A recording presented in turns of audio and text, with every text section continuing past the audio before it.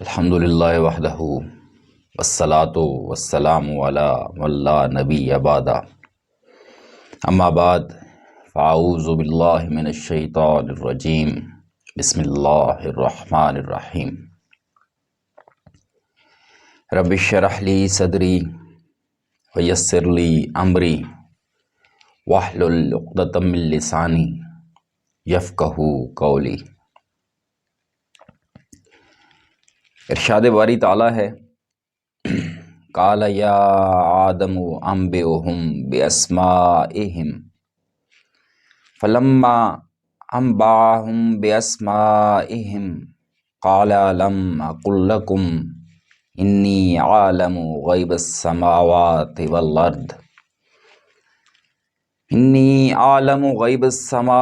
والارض وعالم ما تبدون وما کنتم تکتمون۔ فرمایا اے آدم، ان کو ان چیزوں کے نام بتائیں۔ پھر جب انہوں نے ان کے نام بتائے، فرمایا کیا میں نے تم سے کہا نہیں تھا کہ میں آسمانوں اور زمین کی تمام پوشیدہ باتیں جانتا ہوں، اور جو تم ظاہر کرتے ہو اور جو تم چھپاتے ہو وہ بھی جانتا ہوں۔ جو معاملہ سابقہ آیات میں بیان فرمایا جا رہا تھا، اس آیت کریمہ میں اسی معاملے کو، یعنی فرشتوں پہ آدم علیہ السلام کی فوقیت ثابت کرنے کے لیے، افضلیت ثابت کرنے کے لیے دلیل علم آدم کو مزید تقویت دی گئی۔ سابقہ آیات میں علم آدم علیہ السلام کو فرشتوں پہ دلیل کے طور پہ پیش کیا تو فرشتوں نے مان لیا کہ آپ کی ذات پاک ہے، ہمیں آپ کی عطا کے علاوہ کچھ علم نہیں، ہم محدود علم رکھتے ہیں۔ اللہ تبارک و تعالی کی ذات، آپ ہی کی ذات علم و حکمت والی ہے۔ فرشتوں کے اس اقرار پہ اکتفا نہیں کیا گیا، بلکہ اس کے بعد علم آدم علیہ السلام کا ثبوت عملی طور پہ پیش کیا گیا، جو اس آیت کریمہ میں بیان ہوا۔ فرمایا قال یا آدم انبئہم باسمائہم، فرمایا ہے آدم علیہ السلام، ان کو یعنی ملائکہ کو ان چیزوں کے نام بتائیں۔ فلما انبأہم باسمائہم، پھر جب انہوں نے ان کو ان کے نام بتائے تو فرمایا قال الم اقل لکم انی عالم غیب السماوات والارض، فرمایا کیا میں نے تم سے کہا نہیں تھا کہ میں آسمانوں اور زمین کی تمام پوشیدہ باتیں جانتا ہوں، وعالم ما تبدون، وہ بھی جانتا ہوں جو تم ظاہر کرتے ہو، وما کنتم تکتمون، اور وہ بھی جو تم چھپاتے ہو۔ اس آیت کریمہ میں بہت سی حکمتیں بیان ہوئیں۔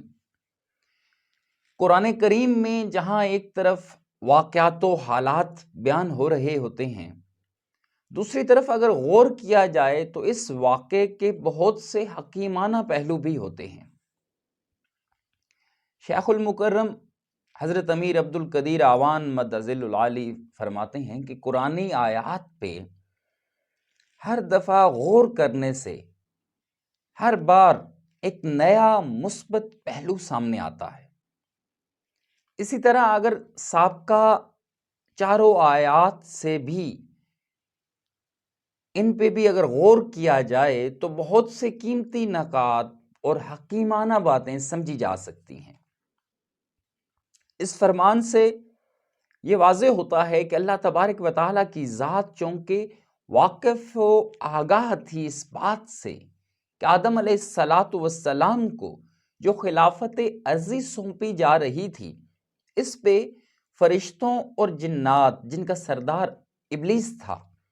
ان سابقہ دونوں مخلوقوں کو ان کی افضلیت و فوقیت تسلیم کرنے میں تردد ہوگا، جس کا اظہار فرشتوں نے تو برملا کر بھی دیا، جبکہ ابلیس ابھی اپنے اندر چھپائے بیٹھا تھا۔ تو اللہ تبارک و تعالی نے ان کا یہ اعتراض، ان کا یہ شبہ دور فرمایا۔ حالانکہ اللہ کی ذات برحق محتاج نہیں تھی انہیں قائل کرنے کی، جبکہ فرشتوں کے پاس حکم عدولی کا کسی قسم کا کوئی تصور بھی نہیں تھا۔ اس سے یہ بات سمجھ آتی ہے کہ باوجود طاقت و اختیار کے جب آپ کسی پہ کچھ پیش کرو، کوئی دعویٰ کرو، تو آپ کے ذمے ہے کہ فریق ثانی کے شبہات و اعتراضات دور کرنا، اور پھر شبہات و اعتراضات کو دور کرنے کا طریقہ و سلیقہ بھی ان 4 آیات کریمہ میں سکھا دیا کہ دعویٰ پیش کرنے کے بعد جب فریق ثانی اپنے شبہات کا اظہار کرتا ہے تو اس پہ اپنی دلیل پیش کرو، اور جب وہ دلیل پہ قائل ہو جائے تو دلیل کو صرف زبانی کلامی نہ رکھو بلکہ ساتھ ثبوت بھی پیش کرو، یعنی دلیل کو عملی طور پہ ثابت کر کے دکھاؤ تاکہ فریق ثانی کے دل میں کسی قسم کا شک و تردد باقی نہ رہے۔ جیسے اس واقعے سے پتہ چلتا ہے کہ باوجود اختیار و طاقت کے اللہ تبارک و تعالی نے فرشتوں کے شبہات کو دلیل سے دور فرمایا،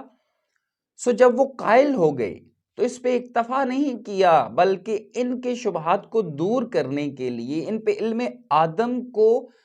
عملی طور پہ آدم علیہ السلام کو یہ حکم فرما کر کہ ان کو ان چیزوں کے نام بتائیں، تو عملی طور پہ دلیل علم آدم کو ثابت بھی کر دیا اور فرمایا کہ آدم علیہ السلام ان کو ان چیزوں کے نام اس لیے بتائیں تاکہ ان کے دل میں کسی بھی قسم کا کوئی شک و شبہ، کوئی تردد باقی نہ رہے۔ اس کے بعد انہیں یہ بات بھی یاد دلائی جا رہی ہے کہ قَالَ أَلَمْ أَقُل لَّكُمْ إِنِّي أَعْلَمُ غَيْبَ السَّمَاوَاتِ وَالْأَرْضِ، فرمایا کیا میں نے تم سے کہا نہیں تھا کہ میں آسمانوں اور زمین کی تمام پوشیدہ باتیں جانتا ہوں،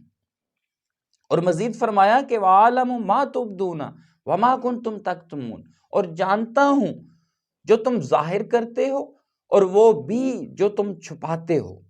یعنی نہ صرف ان چیزوں کو جو تم ظاہر کرتے ہو بلکہ ان کو بھی جو تم چھپاتے ہو۔ اب ظاہر کیا تھا؟ ظاہر وہ شبہات تھے جن کا اظہار ملائکہ نے برملا کر دیا، اور چھپانے والی باتیں وہ تھیں جو انہوں نے برملا بیان تو نہیں کی لیکن ان کے اندر موجود تھیں، مثلا یہ کہ ہم پاکیزگی و عبادت کی وجہ سے افضل مخلوق ہیں، جبکہ خلافت ارضی آدم علیہ السلام کو سونپی جا رہی ہے، یا وہ باتیں جو شیطان نے اپنے اندر رکھی ہوئی تھیں اور جن کا اظہار اس کے انکار کی صورت میں ہوا جب اللہ تبارک و تعالی نے آدم علیہ السلام کو سجدے کا حکم دیا تو اس نے غرور و تکبر کی وجہ سے سجدے سے انکار کر دیا، جس کا ذکر اگلی آیت کریمہ میں آئے گا۔ ایک اور اہم بات جو قاسم فیوزات حضرت مولانا محمد اکرم آوان رحمۃ اللہ تعالی علیہ نے اکرم التفاسیر میں بیان فرمائی ہے، ان چاروں آیات کریمہ کو سامنے رکھتے ہوئے اکثر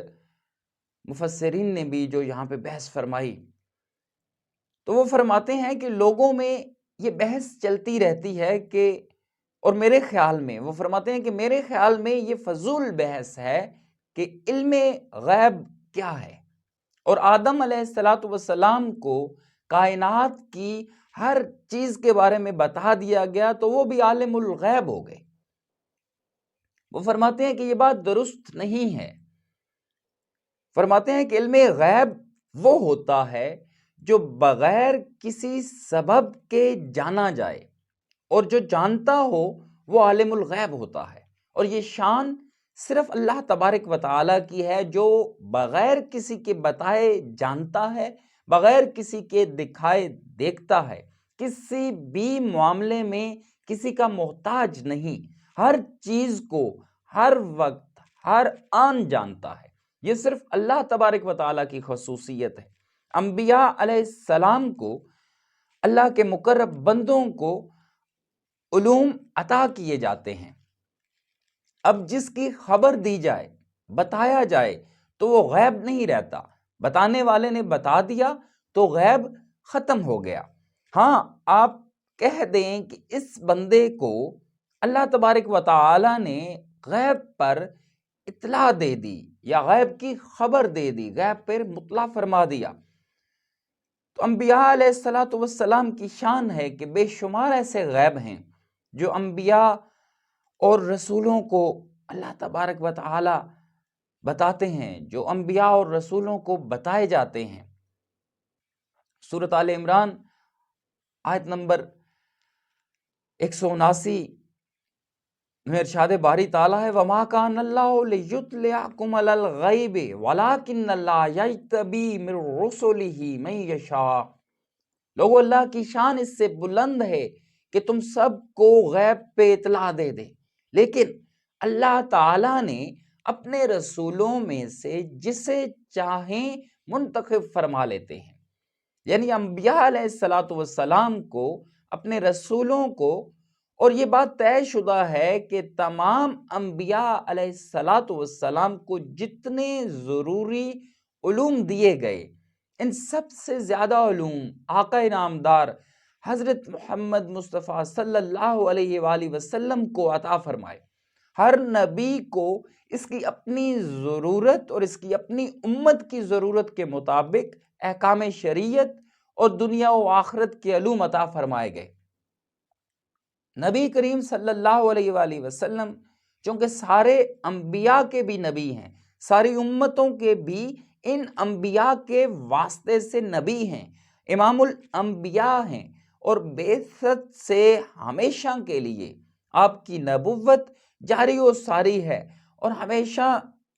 تک کے لیے، قیامت تک کے لیے جاری و ساری رہے گی۔ تو ان سارے زمانوں میں جو ہونا چاہیے تھا، جو درست ہے، جو غلط ہے، وہ سارے علوم نبی کریم صلی اللہ علیہ وآلہ وسلم کو عطا فرما دیے گئے۔ لیکن وہ علم غیب نہیں ہے، وہ اطلاع علی الغیب ہے، غیب پہ مطلع فرما دیا گیا۔ یہ بحث فضول ہے کہ علم غیب کس سے ہوتا ہے۔ علم غیب خاصہ ہے اللہ تبارک و تعالی کا، وہ بغیر کسی کے بتائے، بغیر کسی ذریعے کے، بغیر کسی واسطے کے جانتا ہے، اور جو غیب انبیاء جانتے ہیں وہ اطلاع علی الغیب ہوتی ہے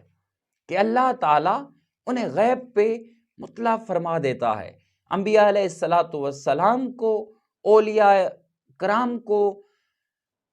اطلاع علی الغیب فرما دیتا ہے، اس کی اپنی مرضی، جسے چاہے عطا فرما دے، جسے چاہے بتا دے، جسے چاہے جتنا عطا فرما دے۔ یہ اللہ تبارک و تعالیٰ کی اپنی شان ہے۔